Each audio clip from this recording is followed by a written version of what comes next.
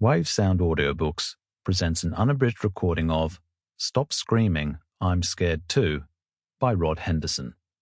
Narrated by Nicholas Osmond. Foreword. I first met Rod, rather serendipitously it turns out, in Aircraft Hall at the Australian War Memorial. We were in the midst of a once-in-80-year development, and Aircraft Hall was simultaneously a function area, shop, classroom, aircraft gallery, and orientation space. Rod was preparing to greet a group of visitors for a guided tour. I watched this young man gently but confidently gather a group of strangers and stragglers and put them at ease instantly. He was in charge, but it was their visit. He wanted the memorial to do for them what I now know it did for him. Be a place that provided deep understanding of the human element of the Australian experience of war and lead to meaningful commemoration.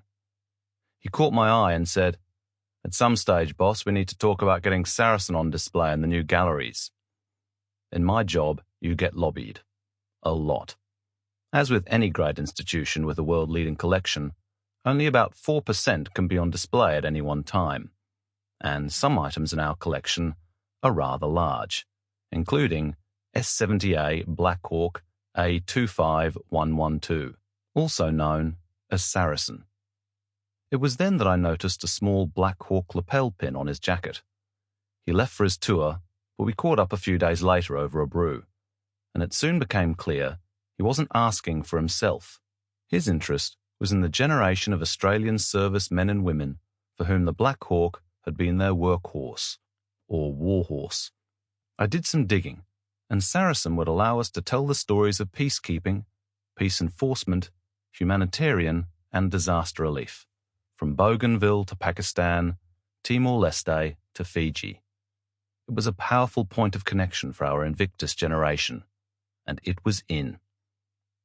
Anyone with an interest in contemporary service should read this book. It contains all the elements that make an Australian soldier, sailor, or aviator both endearing and timeless. It is full of irreverence and wisdom, self-deprecation, and brutal honesty. It is both funny and desperately sad. Rod dismisses his musings and his service as not the stuff of generals or Victoria Cross recipients, somewhat missing the point.